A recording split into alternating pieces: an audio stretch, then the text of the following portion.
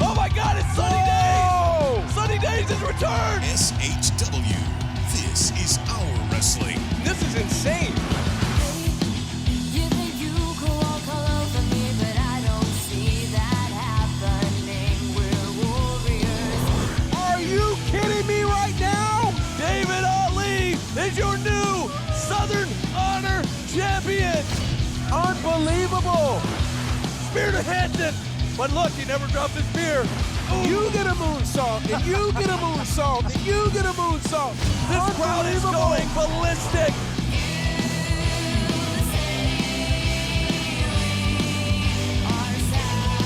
And now, the voices of Southern Honor Wrestling, Brandon Benefield and Gerard Bonner.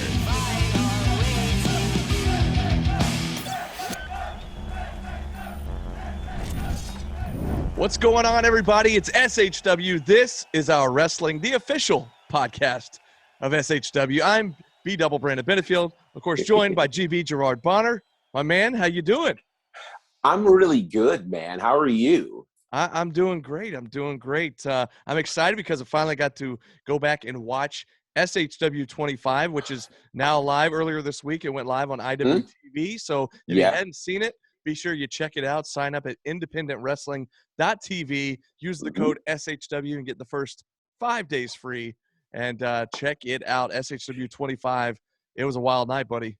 Yeah, it was a wild night. It always feels like forever between when the night happens and when it ends up on IWTV. I mean, those days of waiting are just like, so it's awesome. And I mean, and that's whether it shows up in 2 days or a week. Like, it just happens like that. But absolutely, you know, we had an amazing show, of course, at SHW 25. If you haven't watched it, please do. So many things happened there. And the crowd, as we always say, was just jacked up. I mean, this was a special crowd, special show. And we talked about it last week, which, by the way, man, wasn't last week's show fun? Oh, my gosh. I was just thinking about that. Of course, we're back coming to you from our usual Zoom chat location for the podcast. And I got to be honest, I'm missing the beach, man. I'm missing the beautiful Jacksonville weather.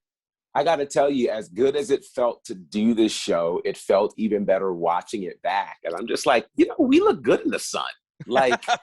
This location thing could really be a thing, man. Like, I'm just saying. I'm just, you know, all right. I'm just saying. We will gladly go on location anytime.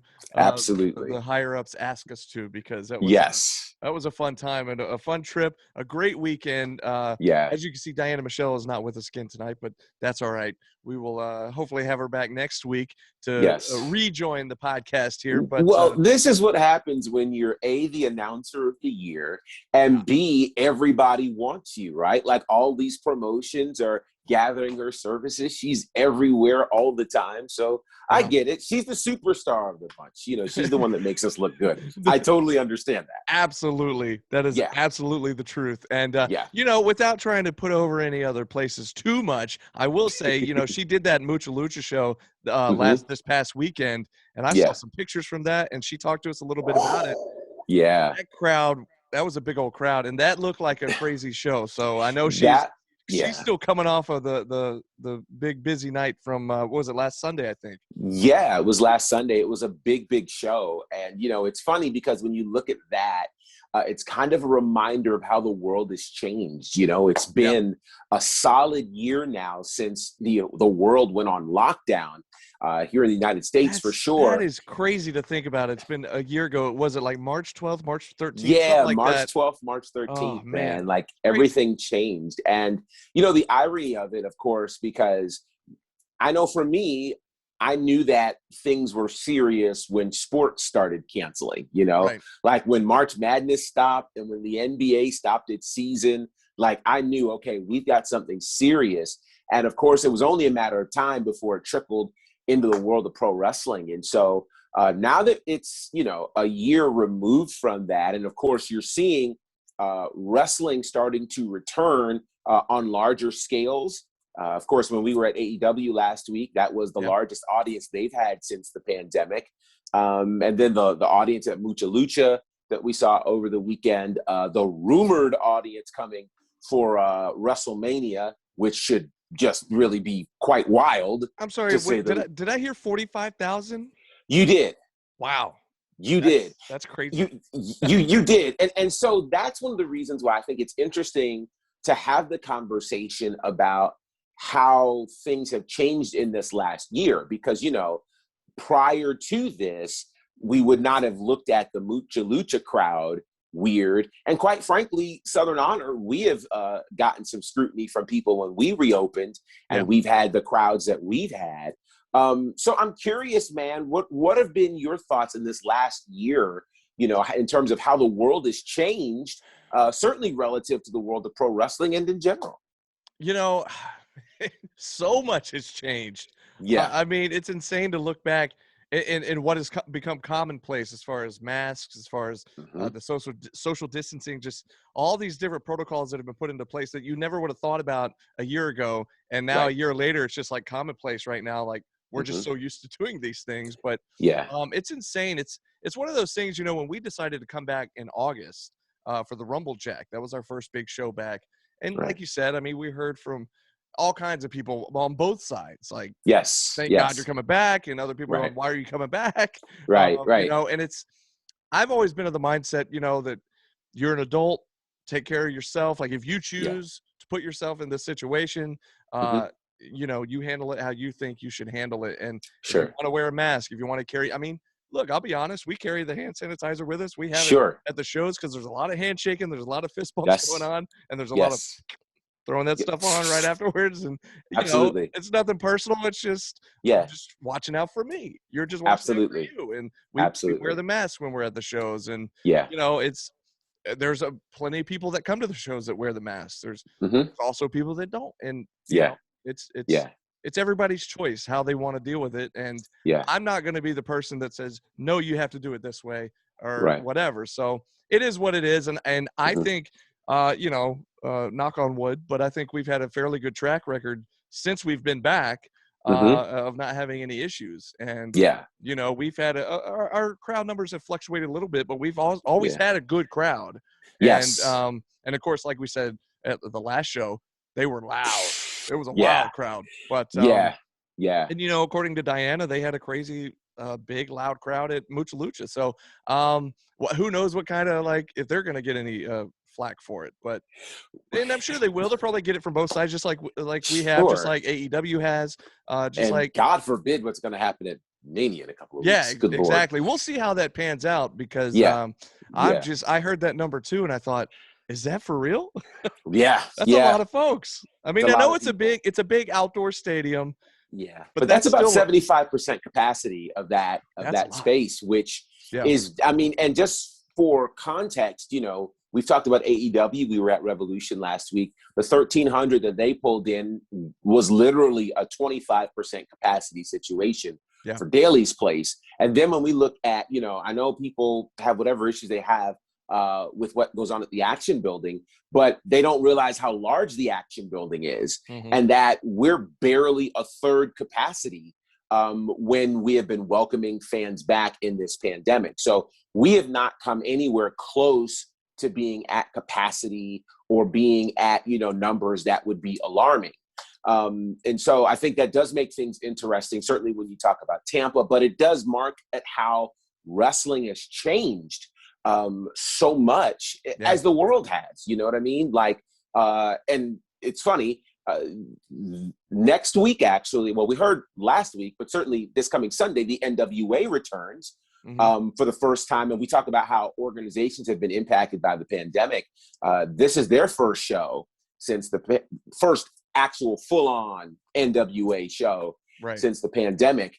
And it's just intriguing to see how different people have handled this whole situation and how it's changed things. I mean, if we're really pulling the curtain back, you know, we've had not just some fans decide that they weren't sure if they were comfortable, but we've had some superstars decide that they weren't. Some of them even come on this podcast and said, hey, you know, I won't be back, at least not yet, not until I feel comfortable, and things like that. And I think that's okay. You know, I think that's the way of the world. What I think is interesting as we are a year removed from the initial launch is, you know, with all the vaccines that are out, it does seem like we are on the fast track to getting things back, or at least close to what they used to be, which still sparks a degree of trepidation, I think, for some people. Yeah. You know, I mean, one would say, hey, man, I can't wait until we all get back.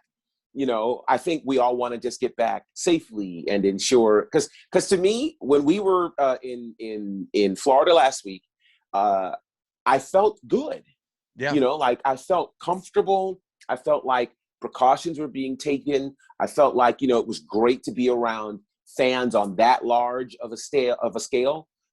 It felt good, and I felt okay, you know, but that was also because I was close to you guys, you know, and I didn't feel like I had strange things happening. So it was very spread out. You're right. Yeah. It was. So I don't know, you know, as there's talk of the world reopening or whatever, it's going to be interesting to see how wrestling gets impacted. And I personally am just glad that we've been able to welcome fans back. And I believe, you know, we've been somewhat of a leader in terms of how you can bring fans back, how fans can still be involved in the product. Because if you remember, like for Rumble Jack, the rules were so strict. And I know Gary and strict rules don't go together, right? But right. They were strict in this regard. Remember where they had the rules where if a fan touches a wrestler, the fan would be ejected. Yeah. And then if a wrestler took the match out of the ring and into the crowd, the match would be thrown out. Like there were things that were definitely put in place. Yeah. And that has eased up as well, you know, as time has progressed and things like that. But the world has changed. Yeah. And I don't know how easily we'll all just go back to, you know, things the way they were, even though that does appear to be coming. Yeah. And it's interesting too, because you talk about city by city, state by state, you know, you talk about the world opening back up. It's interesting because there's a lot of places in Georgia. I know a lot of places in Florida where they will tell you, well, they never close. Like they've been open. Right. Up, you know what I mean? Like, right. But then you got places like California, New York, and they're slowly just now starting to kind of open up a bit. And they're looking at us like we're crazy down here because we're kind of like, well, you know, different parts of the state, different parts of different cities were one way maybe, but there's other places like, I mean, you go up in Canton and it was kind of like there's nothing going on, you know? It's just weird. It's just a weird time we're in. It is.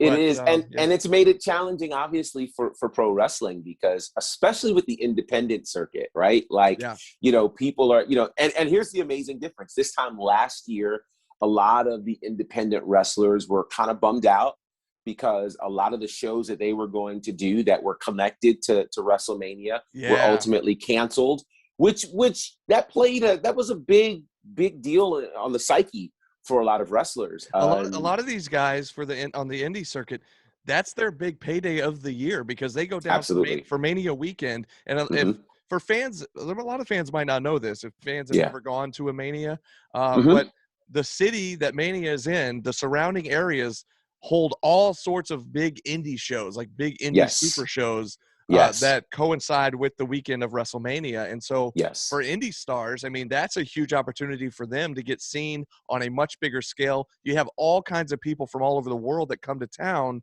for Mania that are seeing these indie stars, you know, so they're getting worldwide eyes on them right there. And a big payday or a big couple of paydays. And I felt terrible because, you know, we're friends with a lot of them that from SHW, from the local Georgia scene that would have been down there. And we had a lot of them early on in the podcast last year. Sure did. Talking about, you know, how big of a bummer it was that they missed out on their big Mania weekend. So, but what have we heard about that? I mean, is that still going to be? I mean, Mania is taking place. Are they still going to have all the indie shows surrounding it? There are a number of indie shows happening. You know, there is that whole situation called The Collective that GCW does. They are doing that again. And so there's usually about 10 or 11 independent shows connected to that, that, you know, it spans the gamut of pro wrestling in terms of what you may or may not like. And so it does give a lot of the superstars that we're familiar with, certainly our SHW family, gives them an opportunity to apply their craft, certainly during Mania weekend. So that's going to happen. I know that they are too going to have some pretty strict COVID protocols and things like that to keep it safe for the wrestlers and the fans. They're going to have obviously certain capacities that they're going to operate with, and, you know, masks, et cetera, et cetera. Yeah. The cool thing about it is, you know, we see the trickle down effect of what happens and how the organizations are connected. Right. You know, there was a time where Mania was its own silo, you know, but certainly, you know, you can go back several years to look at how other wrestling promotions took advantage of it. And I think when the independent scene saw, yeah, this is something that's a thing, man, you know, they went at it. And I don't think it's a bad thing at all. Wrestlers getting to apply their craft is a good thing. And so while certainly there was great challenge for those independent superstars with what happened a year ago, what it also did was it proved that when one door closes, another door opens. And that other door, for many of them, was a thing called AEW, which ultimately spawned into Well, we had AEW Dark, but AEW Dark now became the place for independent wrestlers to really showcase their talent. And a lot of our SHW superstars found their way onto Dark and ultimately even getting signed to AEW, which I thought was interesting. And that leads us, of course, to AEW Dark Elevation, which premiered this week. And we had several of our superstars that were on there. Absolutely. It debuted this past Monday. And, of course, the big news a couple weeks ago was that Paul White, formerly known as The Big Show, had made his way and became All Elite, joining AEW. And not only will he be competing in the ring from time to time, I don't know if it'll be a full-time basis, but just kind of a every so often, but he'll also be joining the commentary booth for AEW Dark Elevation, joining the one and only Tony Schiavone. Yes. Who, big shout out to Tony Schiavone. We love that guy. Absolutely. We sure do. So Tony and Paul White commentary for AEW Dark Elevation took place this past Monday. And that's what I was looking up because, of course, you know me, I'm not prepared. I'm trying to find the card here. Was I not fast? Did I not give you enough time? No. I like how you were stretching there. You saw me looking here. So, yeah, I was trying to find to make sure I got all of our SHW family that's going to be part or that was part of Dark Elevation. Of course, Danny Jordan, the real mean girl, was on there taking on Red Velvet. David Ali, your savior in quotes, the SHW champion, of course, he was in action in an 8-man tag match. I'm trying to look. I want to say I think Very Morales was on there. Yes, Very Morales was on there. He was. And just a number of SHW talent that it's so cool to see. And when you mentioned it, like when Dark became a thing, and you know, Dark had always been a thing since the beginning, but it became this much bigger show. Like early on, if you remember the early episodes of Dark, like right when Dynamite debuted, there was only like, it'd be like 20 minutes long maybe. And it might have had like 3 matches on it, perhaps. 2 matches, 3 matches. And it was literally the shows or the matches that took place at live Dynamite shows, either before the show or right after the show. And then it evolved into this 1 hour to 2 hour where they're having 12 matches, 14 matches per episode.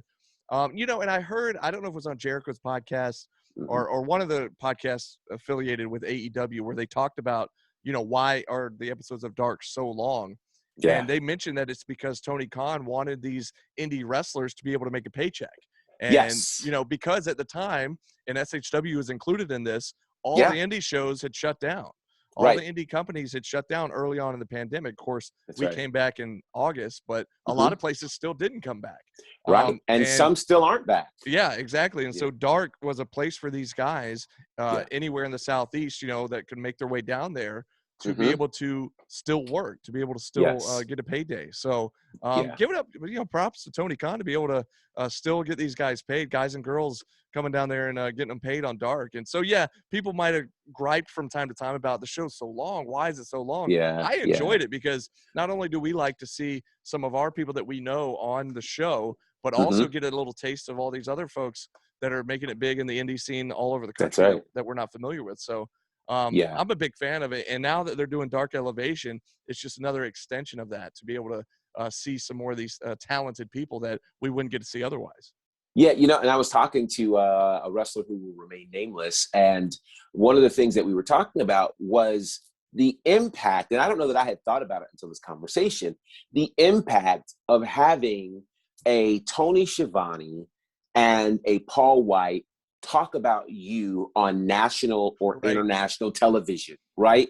Like that's a major thing. And, you know, I'll say this, a lot of wrestlers are super kind to us because they realize, you know, the value of commentary and what commentary does in terms of telling their story to the fan base. And certainly our fan base is continuing to grow thanks to IWTV. By the way, you can check that out right now on independentwrestling.tv. First 5 days for free. Use the promo code SHW. Now then, with that said, it really elevates things when now people get the opportunity on Dark Elevation to have their names and stories told by voices that many of them have known for years, right? So it's kind of like, I don't know that people understand this type of thing. You know a lot about advertising and marketing.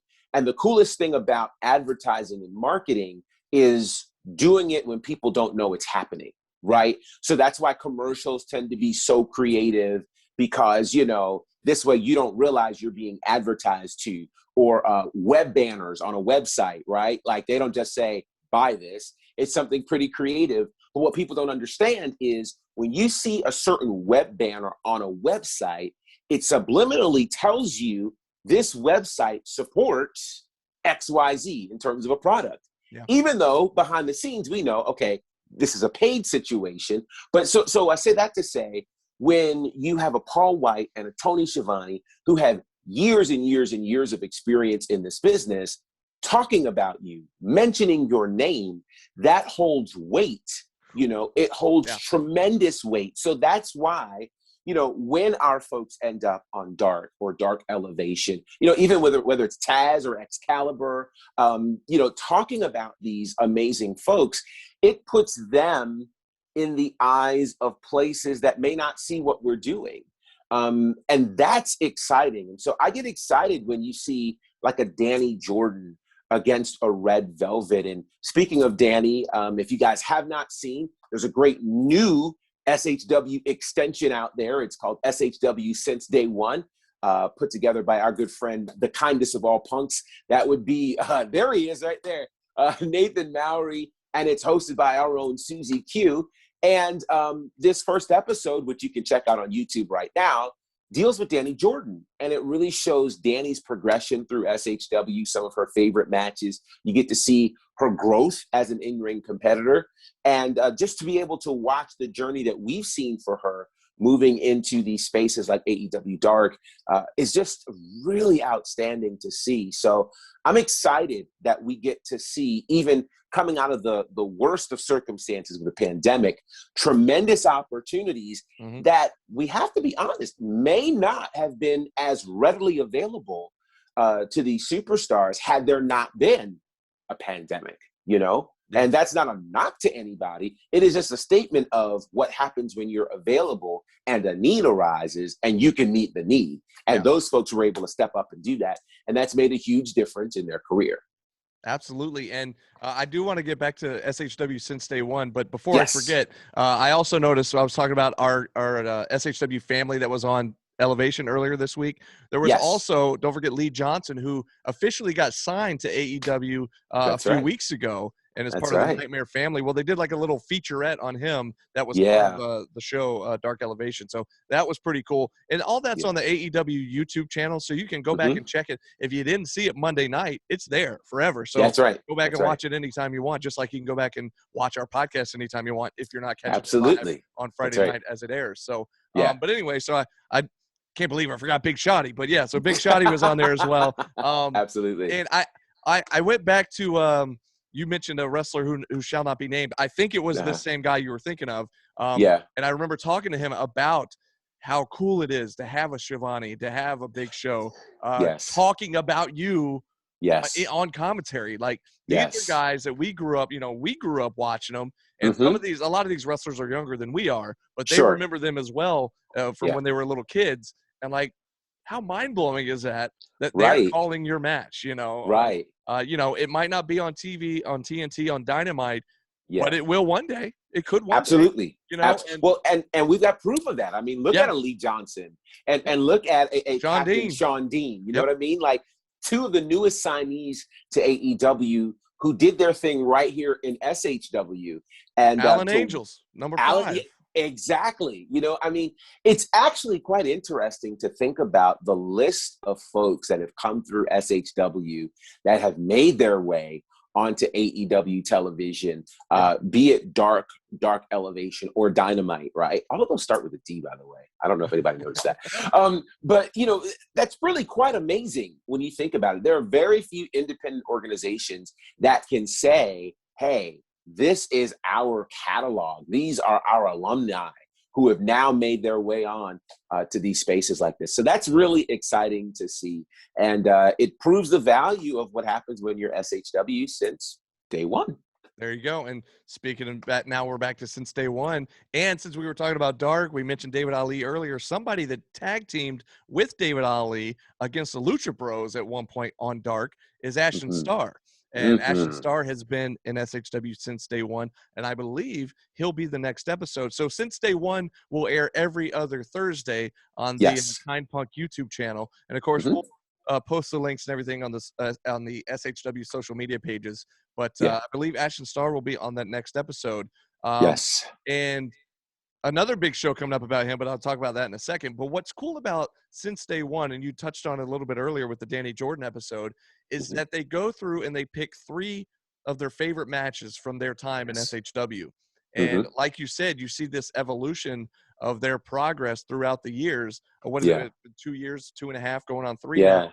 And it's really cool. And not only that, and I kind of was joking with you a little bit about it because I was almost a little bit embarrassed because I was going back and seeing the evolution. Not only do you see the evolution of the in-ring work, but you hear the evolution of like the commentary. You see the evolution of SHW as a whole. And it's just kind of neat to see it from the very beginning and then about midway through and then like more recently and hearing my vast improvement, if I do say so myself. But it's just kind of a neat thing, and it's almost a little bit, like I said, it's like a little embarrassing, but at the same time, it's like, you know what? It's kind of cool to go back and see like how far we've come over the last 2.5 years. So looking forward to seeing Ashton Starr's episode. He'll pick out, I guess, his top 3. And I guess that's what it is. I guess every episode it's the top 3. Yes. They pick out their top 3 matches. So not only that, but we also saw the announcement earlier this week on social media about an Ashton Starr documentary called Starfire, which will be coming out, I believe, also next Thursday. So it's going to be unofficially, or maybe we can make it official. It'll officially be the petty day, Ashton Starr Day, because it'll be since day one. A new episode with him will be airing with him and Susie Quinn, which that'll be interesting because the story where it left off with those guys, I believe the last time they saw each other, Susie was popping him in the head with a twisted tea can. Absolutely. And we'll see how this episode goes. I'm curious to find out how that's going to work. But and then later that day, this documentary, which is also produced by Kind Punk and will be on their YouTube channel as well. And what was your take on the promo for that? It looked like it's going to be kind of like his backstory, I guess.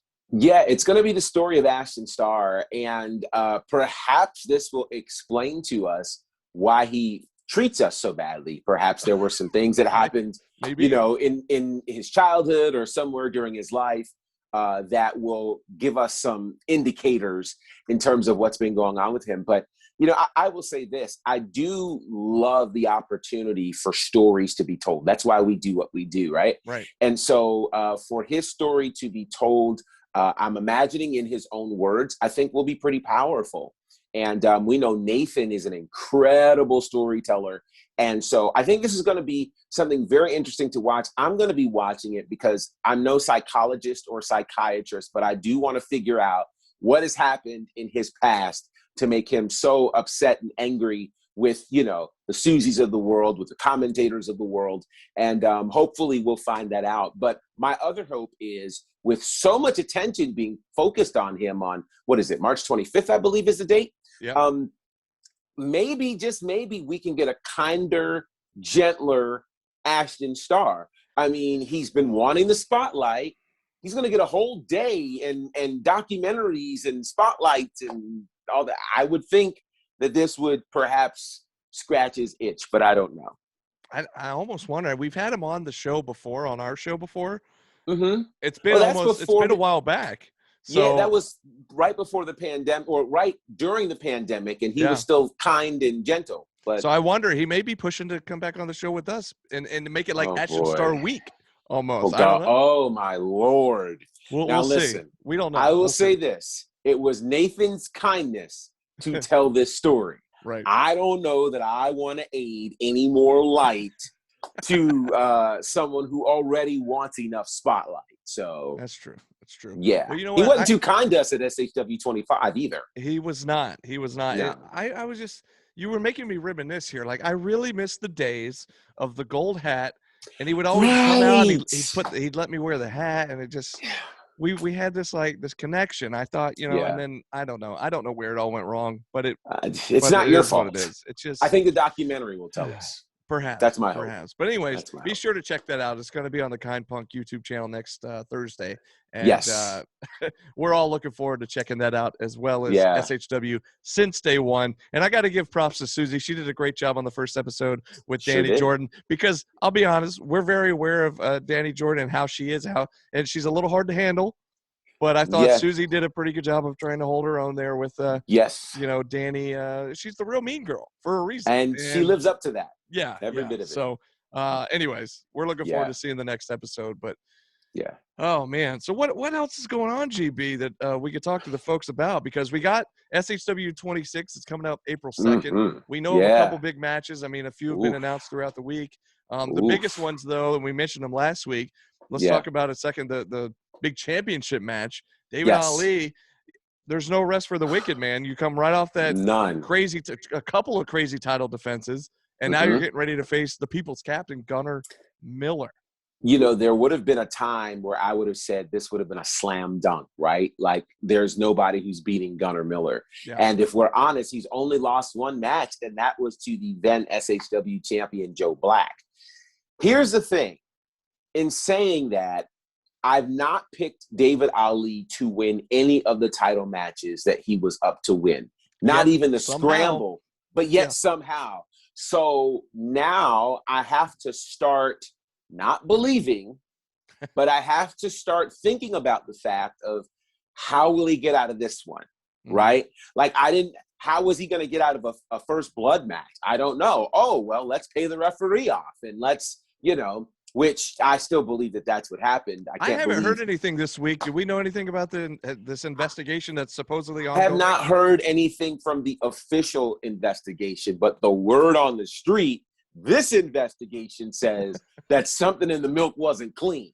So I just, I'm very, I don't know the lengths that David Ali will go to, but we do know for sure he'll do anything to keep the SHW championship. And who knows? Here's the tough part. It looks like Lethal Poison is going to potentially be involved in this, as there is definitely an alliance between Lethal Poison and Gunnar Miller. And it has not, again, been formally spoken, but a handshake and a hug really does say a whole lot, particularly in these pandemic streets. So, this is going to be another tough one, because I don't know. I have often said Gunnar Miller needs Lethal Poison to really get the win. Now he's got them, and they've got gold. So I think there's pressure on Gunnar Miller to become the SHW champion. But how do you overcome someone as cunning as David Ali? I don't know, but this is why we call the matches and go watch the matches, because we don't know. Yeah, it's going to be great. We had a big hoss fight at the last show. We're definitely going to get another one coming up at this show. And here's the interesting part in relation to the title match. If Logan Creed can take out Austin Towers prior to the main event, then that means David Ali might not have Austin Towers by his side to help him retain the title. So we'll see. But Logan is going to be furious to get his hands all over Austin Towers after what Austin Towers and David Ali did to Logan. Well, that's the thing, right? And it's funny that you mentioned Logan Creed, because Logan Creed could be the X factor in all of this. Because the question is, who does he want more? Do you want David Ali, who beat you up in front of your child? Or do you want Gunnar Miller, the man that laid you unconscious when they had to stop the match, something that's never happened in SHW for Logan Creed? I think he wants them both equally. So does he somehow interfere in this title match if there's anything left of him after Austin Towers? I mean, those two matches alone are worth making your way to the Action Building on a really good Friday. So I just think that, it's a no-brainer to make plans to be there, because it's a great spot. It's going to be an amazing, amazing night of action. And I just don't know what could happen in either of those matches, but both of them are marquee matches for sure.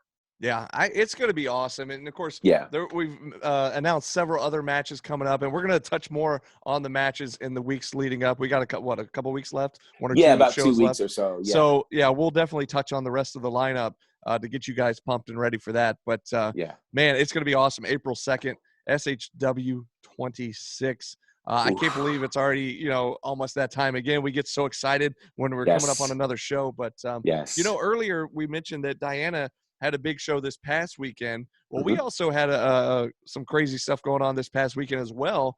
We were over at a little place called the Nightmare Factory. You may have heard of it. You might have heard of it. Yeah, there's some AEW stars that train there and come out of there. And, well, at the same time, Glacier, a.k.a. Ray Lloyd, is one of the trainers there, and he's in the midst of putting together a major motion picture.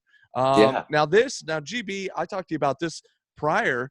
This is about a year ago, maybe February of 2020.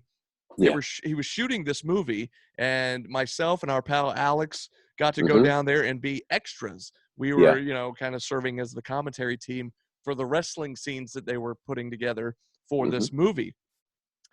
What was supposed to happen was most of the filming was done, and I think they were going to go back in March and April to do any kind of pickup shots, any kind of small little scenes to kind of finish off the movie.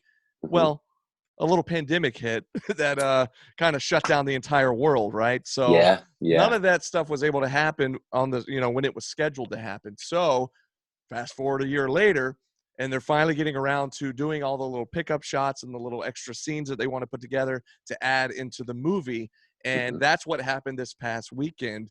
And we were there, got to be a part of that. And it was a fun time, GB. Now, I had done the stuff prior and been on the movie set and kind of done all that. This was your first time kind of being involved with, like, putting a movie together, correct? Yeah, absolutely. What'd you think?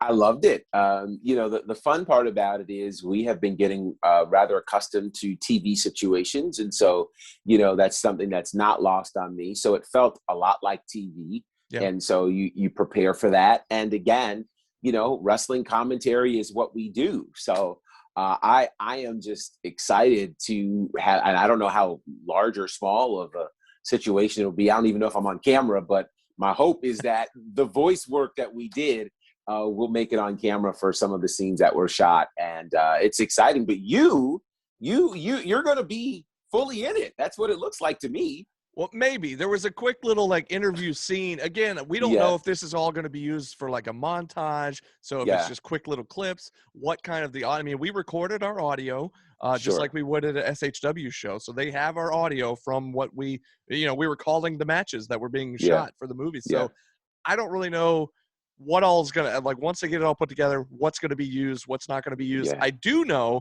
you talked about, you don't know if you were on camera. Let me just say, if you come to an SHW show, the blazers that GB wears. They are made to be on camera. I mean, they are styling and profiling. Thank you, sir. I'm telling you.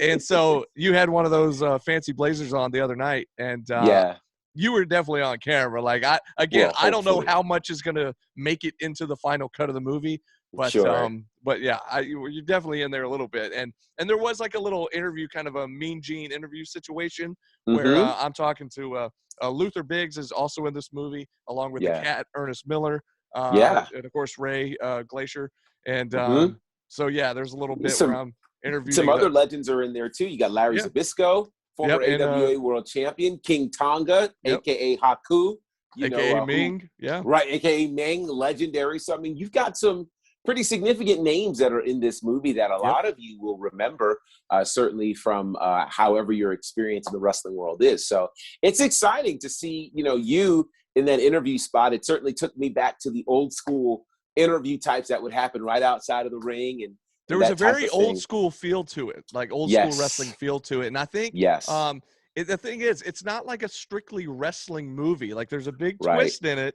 Yeah. And, I don't want to give away any spoilers, but like, I think fans of wrestling are going to enjoy it because there is Yeah. plenty of wrestling in it, but Mhm. there's just all kinds of other fun stuff as well. But, Yeah. you know what I need to work on is talking to Ray. I'll get a hold of Ray and see if we can get him to come on as a guest on the Yeah. podcast here, because I think he would have a lot of fun coming on. He does a weekly show of his own called Breaking the Ice with Glacier, which is, Yes. I believe it's every Tuesday at noon on Facebook Live. But Okay. we'll try to get him to join us on our show and kind of give us Yeah. the whole layout of what it's like putting a movie together. And of course, Yeah. he's done a lot of work too, aside from the movie, just working at the Nightmare Factory and working with a That's lot of right. these up and coming AEW talents and a lot of Mhm. SHW talent that train over there as well. So That's right. it'd be kind of fun to kind of maybe get him on the show with us and pick his brain a little bit. So we'll I would work on love that. that. We'll work Yeah. on that and see if we can get him maybe in the next near future Sure. to come on with us. But I That'd be tell you, great. man, it was a lot of fun doing that movie stuff just because, we're calling it like we would normally call it, but we're seeing these legends in the ring Right. having like a bunkhouse match, just Yeah. Yeah. going to town with some of these younger talents. And man, the cat, by the way, like you met him the other night, and you had met him prior to that too, but Right. what a fun guy, dude. I'm telling you. Fun guy. And you know what? Absolutely. I don't know if I ever told this story on the show. I know you and I Yeah. have talked about this, but I'll go ahead and lay it out there for anybody that hadn't heard it before. So the cat, we go way back. Okay. So I'm talking Yes. like 1999, 2000, somewhere in there where the cat's like really kind of making a name for himself in WCW, right? There's a local station here in Atlanta called 99X. Well, there was a local, it's not there anymore, but at the time it was like the biggest alternative rock station. And every fall they would do a celebrity softball game, right? And so at the time, I'm in high school. I'm in like 10th or 11th grade at the time. And my buddy and I, we had this idea. This was like maybe just before Jackass became a big thing, right? Okay. Like Okay. all the, all the teenage kids would like take their cameras and go do crazy stuff and make these videos. And well, our thing, we weren't doing crazy stuff, but we'd be trying to interview people and like just taking the camera everywhere we went, right? So our goal was to go to the celebrity softball game, see if we could sneak onto the field with a camera and a microphone and see how long we could be on there before anybody might kick us off. Now, let me just tell you, at the time, as a high schooler, I was a lot braver than I am now because I was gonna say when this is so funny when you're a in light kid, of what we know about you. Yes. right. Because when you're a kid, you're like, what's the worst that can happen? They'll just kick me off the field, right? Now, if I did it at, late 30s, I go on there, they'll take me to jail for a while, So there's like a difference. Like when you're a kid, you just don't think about all that stuff. You're like, oh, they'll Hilarious. just slap us on the wrist and tell us to hit the road. But what ended up happening was that we made our way onto the field and nobody said anything. And we stayed on the field the entire game. And in between innings, we would just go in between dugouts. Like we'd hang out in this dugout. In between innings, we'd go to the other dugout. Wow. Nobody ever said a thing. I figured out the trick, by the way. The trick is if you are filming and talking on the mic as you're walking, nobody will interrupt you because they think you're recording and doing something important, apparently. Right. And so you do that as you walk through the gate, as you walk onto the field. Wow. Nobody says anything.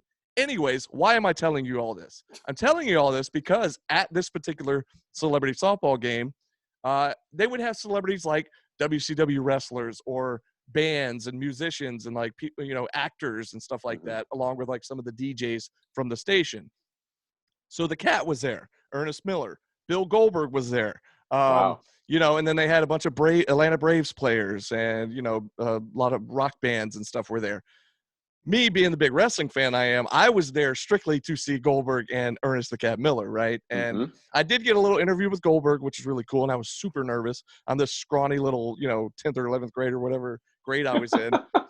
But I got over to the cat, and I don't know what came over me, but all of a sudden I got like not shy. And so I'm doing all the cat's catchphrases to him, like, hey, it's the cat. Ooh, somebody better call your mama, and all this kind of stuff. And but he played right along with me and kind of dishing it right back at me and kind of making fun of me a little bit. And it was just a really fun experience. And it finally, like, we ran out of things to say, and like I kind of ran out of catchphrases, and he goes, okay, kid, I got to get back in the dugout now. And like he kind of like shooed me off or whatever. And it was just a really fun experience, right? Yeah. Fast forward like 21 years later, however long, and he's on this movie with Ray, with Glacier. Mm-hmm. And I'm like, do I even bring that up to him? Like, he's not going to remember. Like, I don't want to sound like a, total mark and go, hey, do you remember like when I did this and I came up to you and we met? And so I was like nervous about even bringing it up. And then this was last year when we first did the movie, and our buddy Alex that was with us was like, oh, just go ask him. Mm-hmm. Because as you know, on the movie set that we discovered this past week, there's a lot of hurry up and wait. So as I don't even want to say that we were talent, but as the people that are on screen, we're in our place. We're just waiting while the crews set the lights and set the cameras. There's a lot of that going on while you just wait around. So this was the case. There was a lot of just downtime which was cool because you were just sitting around and listening to Glacier and the cat and Haku and just kind of shoot the bull, talk about old times. And we're just sitting there like, oh my gosh, this is so cool, Right. And so anyways, at some point I get nudged enough to go like, just go talk to him. Like, there's nothing. We're just waiting around. And so finally I just went up to him. And here's what completely blew my mind. As I was starting to tell him about what happened back at that celebrity softball game, his eyes lit up and he started reciting to me what we talked about. Wow. Because he remembered it for like verbatim. And he's like, oh yeah, and you said this and then I said this. And I'm like, my jaw dropped. I was mind blown because I'm like, wait, you remember all that? Like, what? And so I happened to have that video on YouTube that I posted on YouTube like several, years ago. And so while we were standing there, I was like, well, hang on, I got it right here. And I'm showing it to him and he's just cracking up. And I think his wife was there too. And he called her and was like, oh, check this out.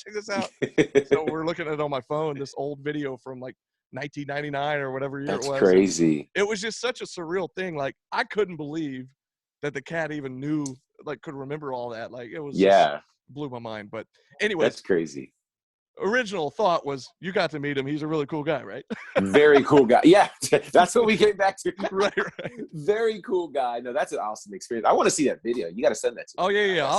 You know what? I'll share the link maybe on the SHW Facebook page. The people will want to see this podcast, for sure. The podcast Facebook page. Yeah. Yes. So SHW Pod.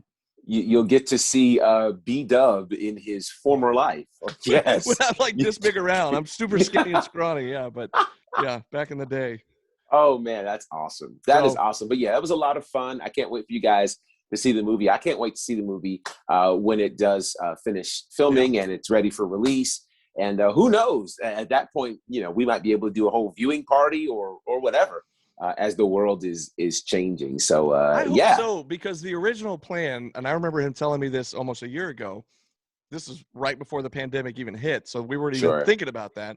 Yeah. Was that he was like, oh yeah, we want to try to do like this, and I don't know if this is going to be like a huge box office movie where it comes out nationwide in all the theaters. Perhaps it does. I don't really know what to expect with it, but his plan was to do at least an Atlanta premiere where, have everybody that was a part of it come to a theater and do like a big premiere for it. And absolutely. I thought, that would be super cool, do like a red carpet kind of deal. Like, who knows what it would be. But again, like you said, now that we're in these pandemic times, I don't know how all that's going to work. Yeah. If we could still do something like that. And I also don't know how far removed we are from like a release date. I think the last I heard was that they do want to have it released sometime in 2021. So hopefully before the end of the year or by the end of the year.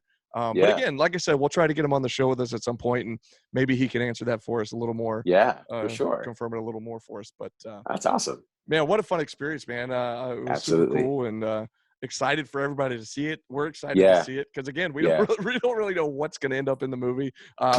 Maybe we're in the director's cut. Maybe we're in the who knows? The deleted scenes on the DVD or something. Who knows? But that's the thing. Awesome. We didn't have Diana Michelle with us because normally if she was with us, we'll definitely make it in the movie. But absolutely, she's kind of the ace. So absolutely, yeah, so absolutely. Anyways, well, next week we will be back, and hopefully Diana will be with us, and we will continue to give you the info leading into SHW 26 on April 2nd and all that good stuff. But man, other than that, I guess you guys just have a great weekend. And yes, and make sure you're watching, of course, SHW 25. Yep. Again, it is on independentwrestling.tv. You can check out IWTV on all platforms. Pretty much anywhere you can stream, you can check it out. There's an app pretty much everywhere. And remember, if you go to independentwrestling.tv, use that wonderful promo code SHW, get those first 5